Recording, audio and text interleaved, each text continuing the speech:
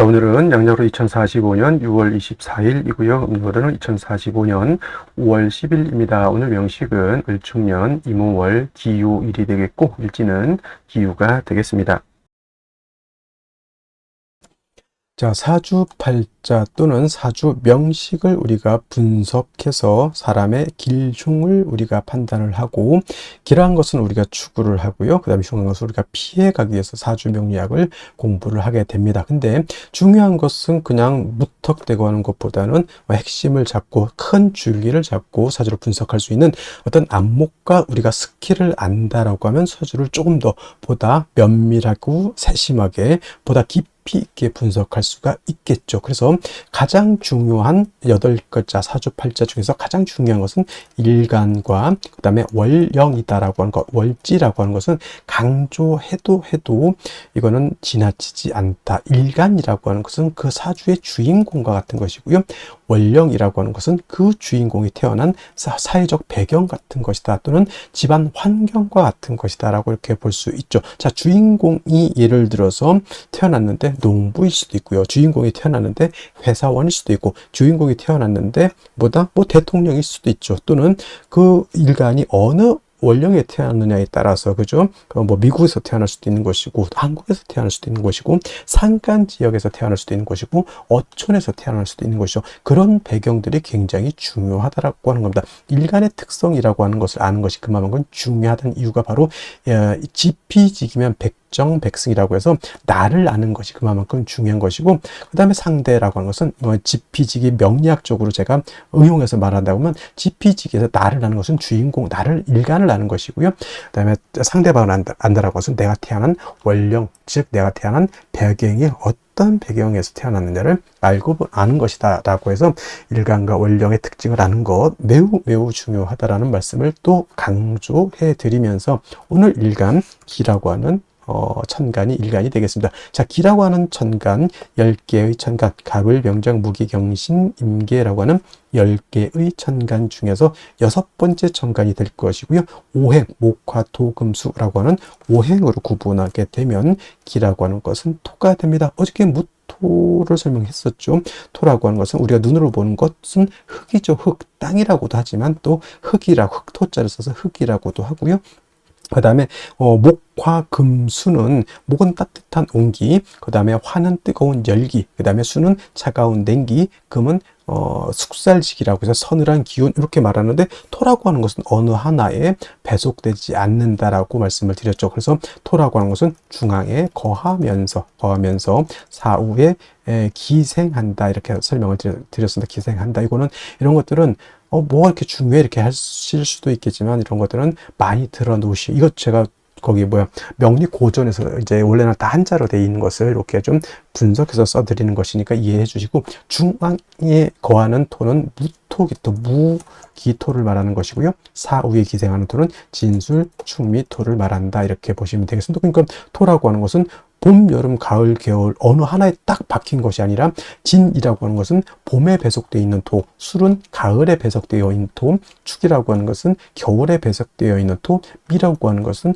여름에 배속되어 있는 토이기 때문에, 토라고 하는 것은 어느 한 계절이 아니라 네 계절에 모두 관장한다라고 해서 사계월이라고도 하죠. 그래서 진월은 모춘이라고 하고요. 술월은 모추라고 하고, 그 다음에 축은 모동이라고 하고, 미는 어떻다? 모하라고도 하죠. 이 모자가 어떤 모자예요? 저물 모자, 저물자. 그 계절이 저물어 가는 거죠. 그러니까 뭐야? 늦자를 붙였죠. 늦자, 저물 모자인 것이고, 늦자를 붙여서 모춘 같은 경우는 늦 봄이 되는 것이고, 그 다음에 모추는 늦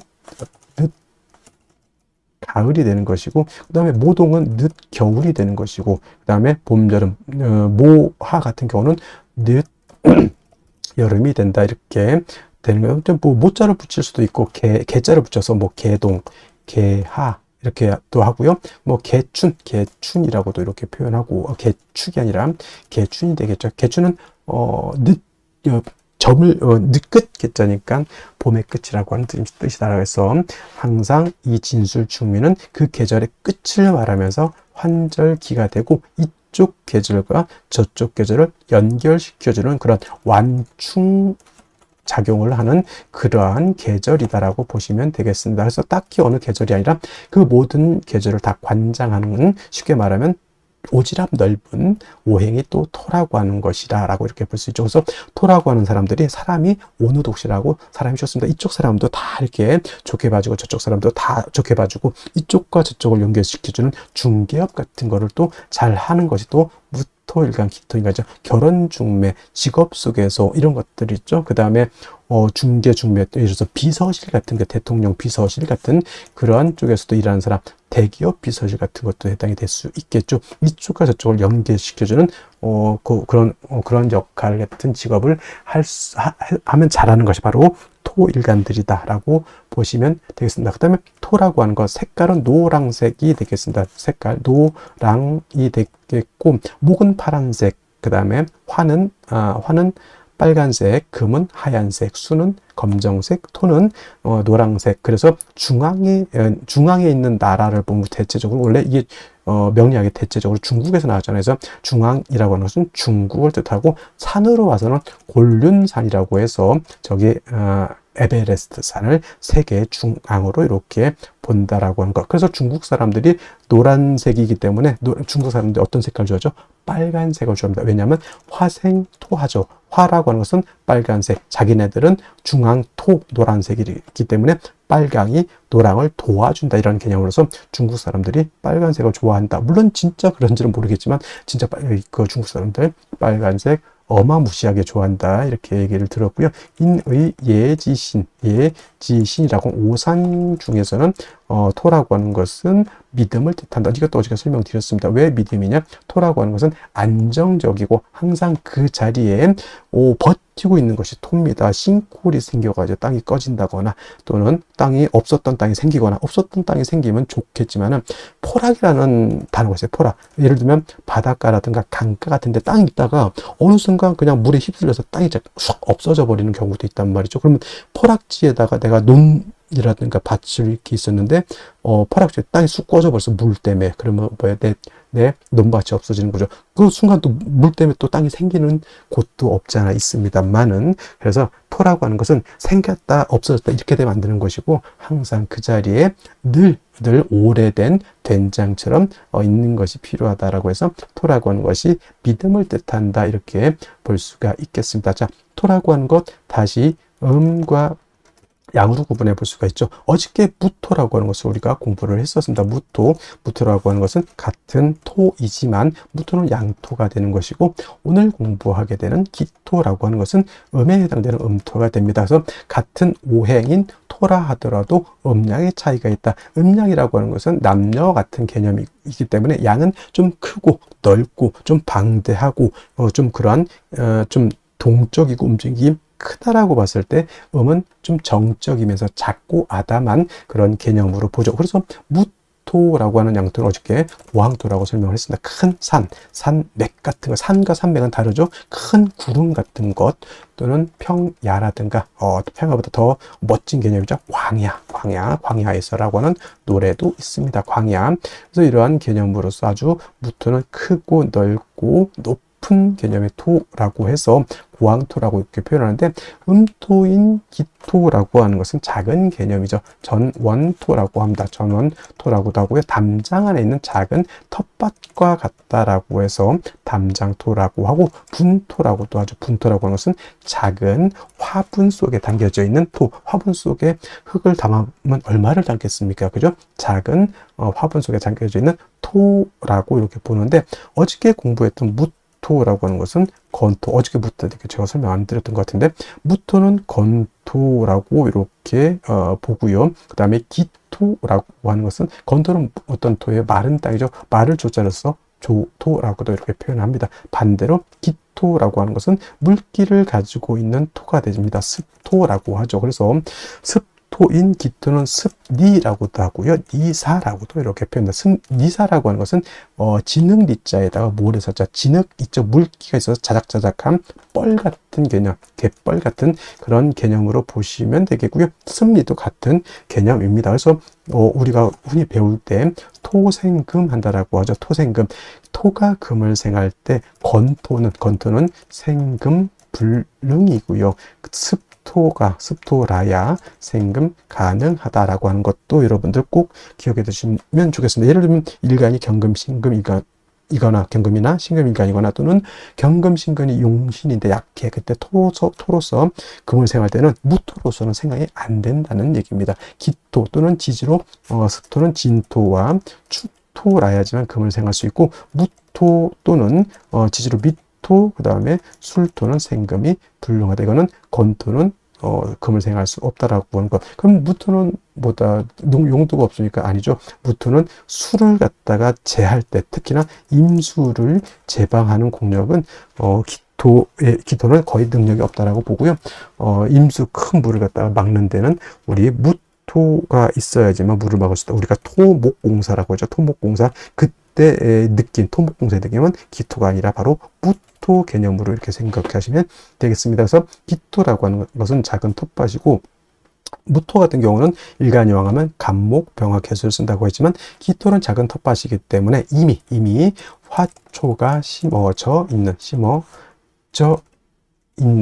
있는 뭘로 본다? 그냥 심어져 있는 화분 같은 것 아니면 화초가 심어져 있는 텃밭 이렇게 생각하시면 돼요. 그래서 굳이 기토가 왕하다 하더라도 간목은 필요가 없겠고 이미 화초가 심어져 있기 때문에 따뜻한 햇볕과 병화와 뭐가 필요하다? 개수만 있다라고 하면 기토로서의 용도가 나타날 수 있다. 물론 기토가 간목을 쓰는 경우도 없지 않아 있습니다. 뭐 기토가 예를 들어서 진술충묘월에 태어나서 왕하다거나 무토가 정관에 투출을 한다거나 그런 경우에는 예외적으로 간목을 쓰고요. 그 다음에 묘월의 기토는 간목을 쓰는 경우가 있습니다. 그래서 전혀 안 쓴다라고 하는 개념은 아니고요. 무토는 왕하면 무조건 간목을 써야 되지만 기토는 왕하더라도 특별한 경우가 아니고 저는 무토는 일단은 차치하고 병화 개수를 위주로 쓴다 말씀드렸던 것처럼 4, 5, 묘월 뜨거운 여름 같은 때는 개수가 핵심 관건이 되는 것이고요.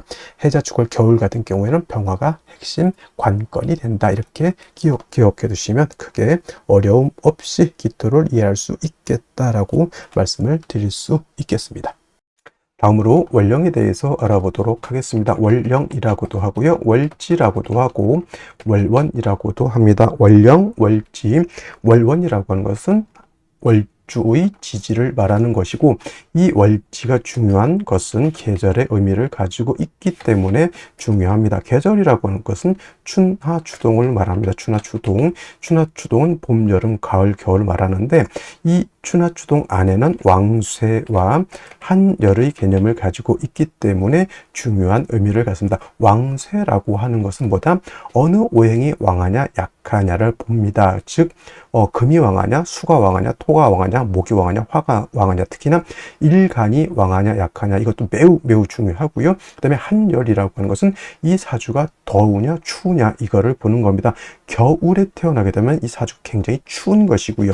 여름에 태어나게 되면 이 사주가 굉장히 더운 것이죠. 그래서 왕세와 한열이라고 하는 것은 반드시 중화가 이루어져야지만 좋은 사주가 된다 이렇게 보시면 되겠습니다. 자, 태어난 월령 지금은 이제 5월이 되겠습니다. 5월 절기로 보면은 망종과 하지로 이렇게 구분이 되어 있죠. 망종이 되어야지만 월이 4월에서 5월로 이렇게 변환이 되는 것이고요. 하지라고 하는 것은 1년 12달 중에서 가장 낮이 길고 밤이 짧은 시점을 말합니다. 그래서 하지가 되게 되면은 양은 극에 달하고 이때 일음이 시생하게 된다라고 하는 점 이 정도만 알아두시면 좋겠고요. 계절을 보게 되면 여름이 되겠습니다. 4, 5, 미월이라고 하는 계절은 여름이 되죠. 4월은 초하라고 하고요. 지금 5월은 중하라고 표현을 하고 그 다음에 미월은 늦여름이라고 해서 모하로 이렇게 표현하죠. 그래서 4월, 5월, 미월이라고 하는 것은 화가 왕한 화왕절이 되면서 여름이죠. 매우 뜨겁고 건조하다라고 해서 조열하다라고 하는 이러한 표현을 쓰게 되죠. 염상절이라고도 하고요. 또는 염천지절이라고 하는 표현도 쓰게 됩니다. 그래서 4월, 5월, 미월은 매우 뜨겁다. 한열의 개념에서 볼 때는 매우 열한 그러한 계절의 되겠습니다. 그래서 반드시 조후라고 하는 것이 필요하죠. 조후라고 하는 것은 계절의 어떤 뜨거운 것 또는 차가운 것을 적절하게 조절시켜 주는 것을 말합니다. 특히나 4월, 5월, 미월은 뜨거운 여름이기 때문에 수가 반드시 있어서 뜨거운 열기를 갖다가 식혀주는 것이 필요하고요. 반대로 해월, 자월, 축월은 겨울이기 때문에 그때는 화가 있어서 차가운 열기를 갖다가 따뜻하게 해주는 것이 필요하다라고 볼 수가 있습니다. 그리고 5월이라고 하는 것은 4, 5월과 마찬가지로 화가 왕하면서 화토 동궁하죠. 화토 동궁하기 때문에 화만 왕한 것이 아니라 토도 같이 왕한 그런 시절이 되겠고, 화가 왕하면 어떻게 되죠? 금을 극하게 되죠. 화극금. 그래서 4월, 5월 같은 경우는 화가 굉장히 왕하기 때문에 상대적으로 그 다음에 금은 약해지는 것이고, 그 다음에 4월은 화가 임관지가 된다고 했고, 지금 5월은 화가 제왕지가 됩니다. 근데 반대로 수라고 하는 것은 4월에 절지가 되는 것이고 5월에는 절퇴지가 됩니다. 그래서 수도 5월엔 굉장히 약하게 되죠. 그래서 조우를 할 때는 반드시 수를 필요로 하는데 수만 딸랑 있어서는 안 되고 반드시 금이 있어서 수를 보좌해주는 그러한 틀로 가야지만 사주의 중화를 이룰 수 있게 되는 것이다. 이것이 바로 5월의 특징이다라고 볼 수 있습니다. 자, 그러면 5월에 일간 기토가 태어나게 되면 사주를 어떻게 보는지 알아보도록 하겠습니다. 자, 일간 기토라고 하는 것은 음토라고 했고요. 전원토와 같다라고 했습니다. 전원토라고 하는 것은 논밭, 텃밭, 문전, 옥탑과 같이 비습하고 윤기 있고 비옥한 작은 그러한 토를 말합니다. 기본적으로 병화를 얻어서 따뜻하게 하고 개수를 얻어서 기토를 윤택하게 해주는 것이 기본적이고요. 무토는 왕하기 때문에 간목을 쓴다고 하면 기토는 특별한 경우가 아니고서는 간목을 수용하지 않는다. 기토라고 하는 것은 화초가 심어져 있는 그러한 토와 같다라고 보시면 되겠습니다. 그래서 을목도 병화개수가 관건이 되고 기토도 병화개수가 관건이 된다 정리하시고요. 자, 이런 기토가 태어난 월령이 5월이죠. 자, 5월이라고 하는 계절, 화가 가장 왕성한 계절입니다. 여름이죠. 그리고 중화로서 가장 뜨거운 열기를 가지고 있다라고 볼 수 있습니다. 또 5월, 4월 같은 경우에는 화만 왕한 것이 아니라 화토가 동궁하기 때문에 토도 같이 왕하죠. 그래서 5월은 화도 왕하고요. 기토 일간도 왕합니다. 그래서 신왕한 그런 구조의 사주가 되는 것이다. 무토 같았으면 간목을 취용했을 것이나 말씀드렸던 것처럼 기토라고 하는 것은 화가가 심어져 있는, 작물이 심어져 있는 그런 텃밭과 같다라고 생각하시면 되겠고요. 특별한 경우라면 만약에 5월에 무토가 천간에 투출하게 되면 이러한 경우에는 무토를 제하는 용도로서 간목을 취용할 수 있지만 그렇지 않은 경우에는 간목은 필요치 않다. 역시나 5월은 뜨거운 매우 조열한 그런 시절이고 아무리 기토라고 하는 것이 물기를 가지고 있는 토라 하더라도 수가 없고 화만 저렇게 왕하면 땅이 어떻게 돼요? 열토가 되겠죠. 여러분, 여름에 땅이 비가 오지 않고 물이 없어서 바싹바싹 말라 있으면 거기다 어떠한 씨앗도 심을 수 없고 거기서 자라고 있는 작물도 모두 죽게 되겠습니다. 그래서 5월에 기토 또한 중요한 것, 기토를 윤택하게 윤습하게 해주는 것이 필요하겠고요. 그 다음에 5월에 뜨거운 열기를 갖다 조절시켜 줄 수 있는 그런 구조가 필요합니다. 반드시 뭐가 필요하다? 두 가지를 동시에 할 수 있는 것은 반드시 물이 있어줘야 되는 것이죠. 역시나 물은 수라고 하는 것은 임수와 개수라고 하는 것이 있고 기토 입장에서 임수는 정제가 되고요. 개수는 편제가 되는 것이죠. 그래서 정제가 좋다, 편제가 나쁘다라고 보지만 생육을 위해서 쓰는 수는 임수가 아니라 개수를 시용하는 것이 우선한다. 하늘에서 내리는 비라고 보죠. 우로수이기 때문에 이 개수는 내가 크게 노력하지 않더라도 스스로 하늘에서 내려서 세상을 시원하기도 하고요. 그 다음에 기토를 윤택하기도 합니다. 그래서 5월의 기토는 반드시 뭐가 있어줘야 된다? 수가 있어줘야 되는데 이왕이면 다홍치마라고 임수보다는 개수를 얻는 것이 중요하고요. 만약에 개수가 없다 때는 임수를 쓸 수도 있습니다만은 국세가 개수 쓰는 사람이 더욱더 좋은 국세라고 볼 수가 있겠고 역시나 5월은 화가 왕하죠. 화가 왕하면 화왕은 토라고 하는 것은 마르게 되어 있고요. 그 다음에 화가 왕하면 수는 고갈되게 되어 있습니다.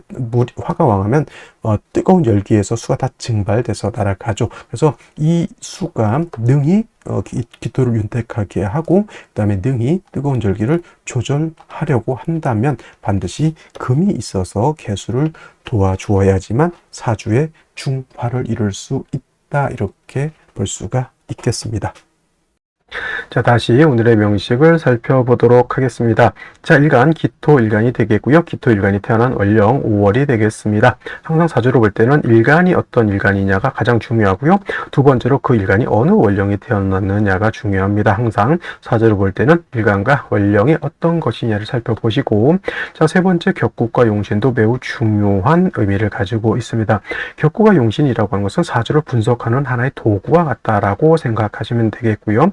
자, 격국이라고 하는 것은 사주 8글자가 어떻게 구성이 되어 있어서 서로 그 8글자가 상호 간의 견제와 균형을 어떻게 이루고 있느냐를 보는 것이 바로 격국이라고 하면, 용신이라고 하는 개념은 이 사주 8글자를 중화시킬 수 있는 가장 핵심적인 요소를 용신이라고 합니다.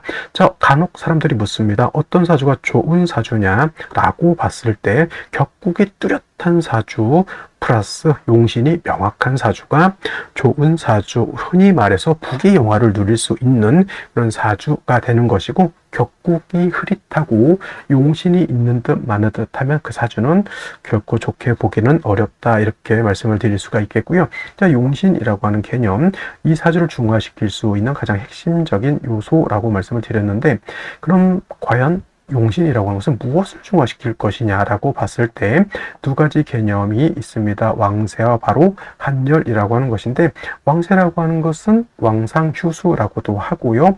이것은 사주 8글자 중에 있는 오행, 목화토금수라고 하는 5가지 오행 중에서 어느 오행이 왕하고 어느 오행이 약하냐를 보는 것입니다. 그 중에서도 가장 중요한 것은 일간의 왕세가 가장 중요하죠. 이 일간이라고 하는 것은 이 사주의 주인공과 같은 것이고 한 나라의 임금과 같은 것인데, 주인공 또는 임금이 너무 약하면 그 사주를 끌고 갈 수 있는 힘 또는 그 국가를 끌고 갈 수 있는 힘이 부족하게 되는 것이고, 너무 또 일간이 왕하게 되면은 만사 또 법 무시하고 게으른 사람이 될 수도 있습니다. 그래서 적절하게 일간이 힘이 있어야지만 좋은 틀을 내가 이끌고 갈 수 있는 힘이 있는 것이다, 이렇게 보시면 좋겠고요.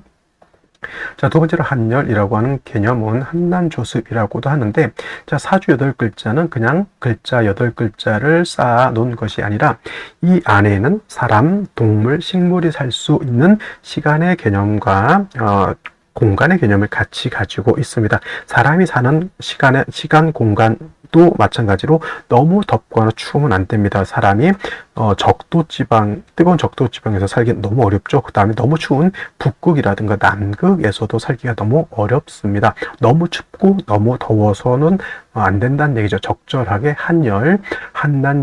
한난조습이라고 하는 것은 추우냐 더우냐 건조하냐 습하냐 이걸 보는 것인데, 이것이 적절하게 조절이 잘 되어 있어야지만 좋은 사주가 된다, 이렇게 보는 겁니다. 자, 왕세를 보는 것 억부용신법이 되겠고요. 한열을 보는 것 조우용신법이 되겠습니다.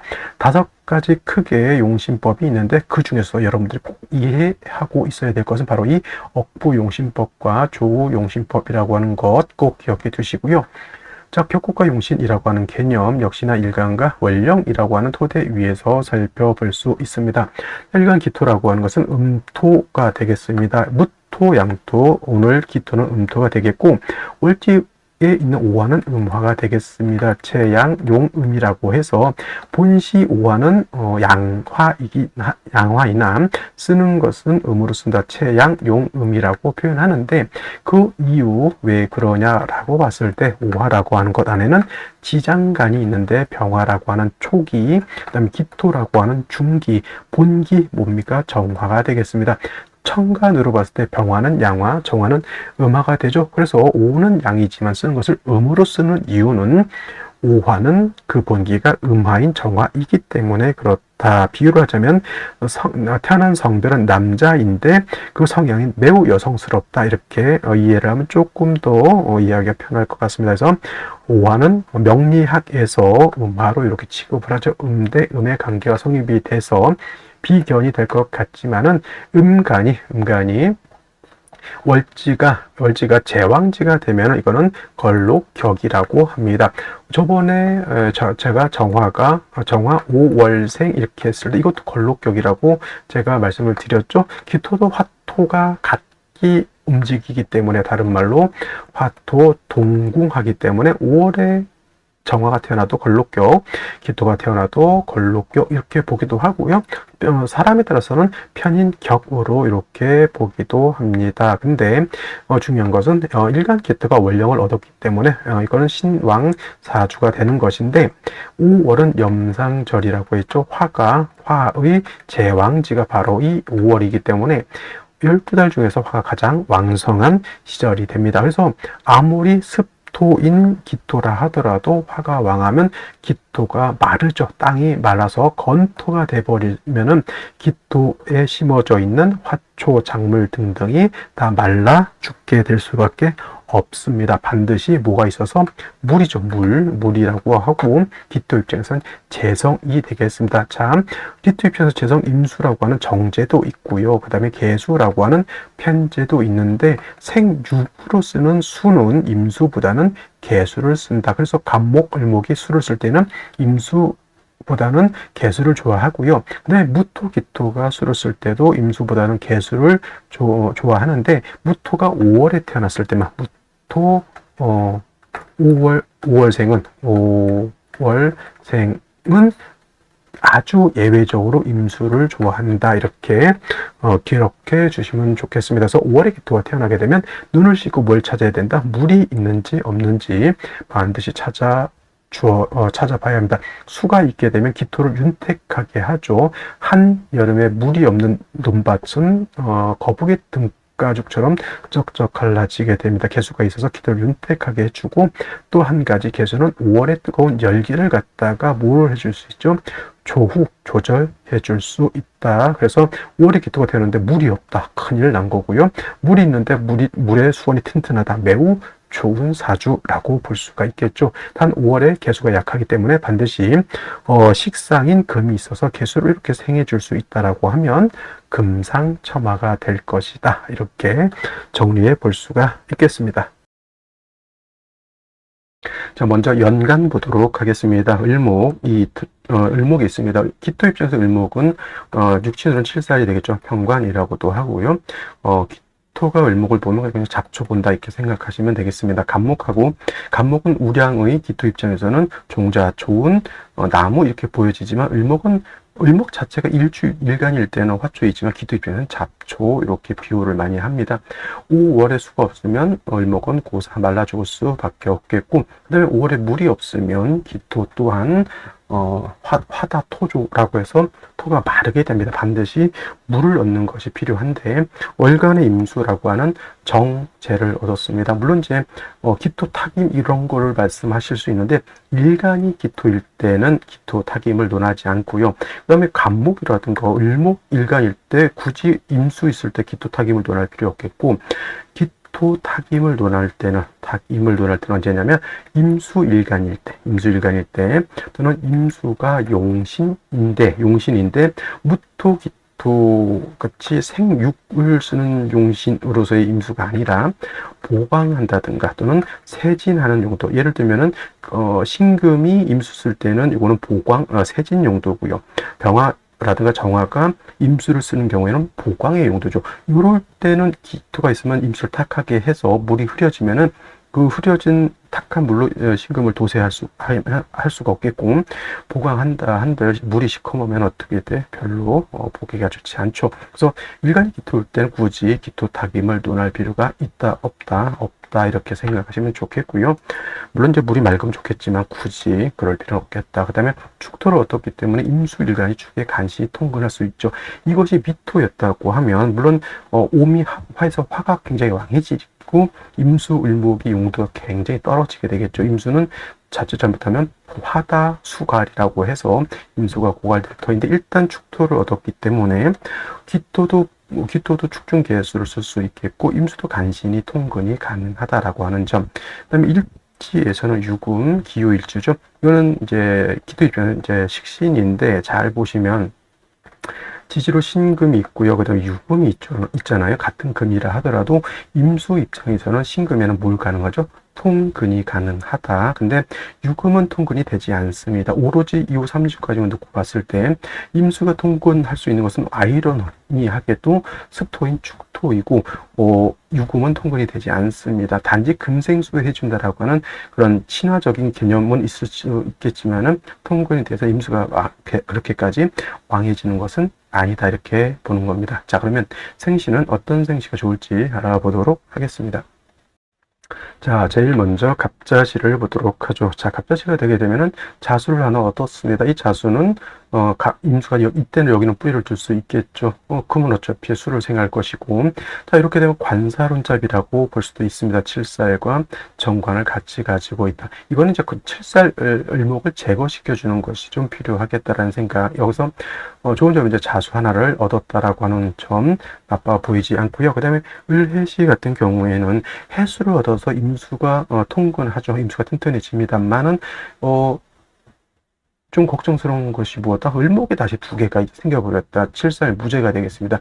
기토 입장에서 을목은 잡초라고 했죠. 잡초가 무서운. 근데 을목 두 개가 해 뿌리를 다 둘 수 있다는 얘기죠. 그러면 저 을목도 약하지 않다, 이렇게 보여지는 겁니다. 그래서 을해시는 수를 얻은 장점은 있겠지만 칠살이 왕해지는 것이기 때문에 반길반흉인데 을목 칠살이 저렇게 투출돼서 제어되지 못하는 것은 좋게 보기가 좀 어렵겠고요. 자, 이렇게 이제 병인시가 되게 되면은 오에 뿌리를 든 병화 투출돼 있고 인에 바로 요 병화가 또 뿌리를 두죠. 굉장히 화가 왕합니다. 그래도 뭐 유금의 축토까지 있는 임수가 있기 때문에 어느 정도 뜨거운 열기를 조절할 수 있고 기토를 윤택하게 할 수 있지만은 그래도 화가 왕하기 때문에 요 경우에는 운은 어디로? 그렇죠. 금수 운으로 해서 수기를 좀 더 보충해 줄 필요가 있다라고 보여지고요. 정묘시 같은 경우에는 이거는 묘유충이 되기 때문에 오늘 중에선 선택해서는 안 되는 그런 생시라고 보여집니다. 기사시 이렇게 되게 돼 화를 얻었지만 이렇게 사유 해금이 되죠. 사유 축은 되지 않습니다. 근데 사도 있고 유도 있고 축도 있는데 왜 안 될까요? 중간에 오가 끼게 되면은 화는 금을 극하는 것이기 때문에 얘를 가운데 놓고 합을 하기가 어렵습니다. 합이 되지 않죠. 그래도 요거는 사유 해금이 된다 하더라도 말씀드렸던 것처럼 사유 해금이 임수가 통근되는 건 아니잖아요. 그죠? 생은 얻을 수 있다 하더라도 이것도 제가 볼 때는 금수운 쪽으로 가는 것이 좋아 보이고, 경오시 같은 경우에는 오화를 또 받습니다. 경금이 임수를 생하기도 하고요. 그 다음에 을목이 나를 공격할 때 경금은 저 을목을 통제시켜 줄 수도 있는 그런 역할을 하게 됩니다. 경오시 제가 봤을 땐 나빠 보이지 않은 생시. 근데 신미시 같은 경우에는 이제 신금이 임수를 생하고 을목을 이렇게 통제시켜 주는 역할을 하지만 미토라고 하는 것이 뭐 이게 저도 아닙니다. 그래서 이거는 그냥 굳이 마른 땅을 하나 더 얻어서 수기를 조금 더 부족하게 만드는 역할이기 때문에 신금을 얻은 장점보다 미토가 하는 역할이 좋지 않기 때문에 차라리 경오시를 선택하는 것이 바람직하지 않을까라는 생각이 들고요. 김신시 같은 경우에도 역시나 임수 도출되어 있고 신금, 이거는 이제 기토 타임을 논할 것이 아니라 사수 동류라고 해요. 기토는 작은 토이기 때문에 이렇게 임수, 신금 축에 생조 뿌리를 둔 임수가 이렇게 많아지게 되면 큰 물이 기토를 쓸고 내려간다, 이렇게 되는 거죠. 사수동이라고 합니다. 개유 차라리 그럴 바에는 개유시를 얻는 것도 나쁘지는 않아 보입니다. 근데 개유시 그러면 개수가 있고 임수도 있죠. 근데 뭐 어차피 뿌리를 두는 거는 축토 하나밖에 없기 때문에 개유시도 선택해 볼만 하지만 임신 개유시 모두 이거는 목화운으로 행하는 것이 필요하겠다. 아까 무진시 왜 안 해줍니까? 라고 눈총을 원해주는 것 같은데, 무진시 진유합금에 임수가 축에 뿌리를 두고 진에 뿌리를 둘 수 있습니다. 근데 문제는 뭐죠? 무토입니다. 무토. 겁재인 무토가 임수를 놓고 뭐라고 합니까? 군비 쟁제를 하기 때문에 얘도 제가 봤을 때는 썩 이렇게 좋은 생시라고 보여지지는 않는다라고 하는 점. 이제 목화운으로 갈 것이냐, 이제 금수운 쪽으로 갈 것이냐, 이걸 잘 살펴봐야 되고요. 예를 들면 이제 갑자시, 을축시, 임신, 개유, 을해시, 을해시는 이제 을목 도출돼서 별로 좋아 보이지 않는다라고 했죠. 어쨌거나 이런 생시들은 금수운보다는 목화운으로 가는 게 좋겠고, 병인시, 기사, 경호시 정도는 금수운으로 가는 것이 좋을 것이다, 이렇게 생각이 됩니다. 자, 오늘은 여기까지 설명드렸고요. 저는 내일 또 찾아뵙도록 하겠습니다. 감사합니다.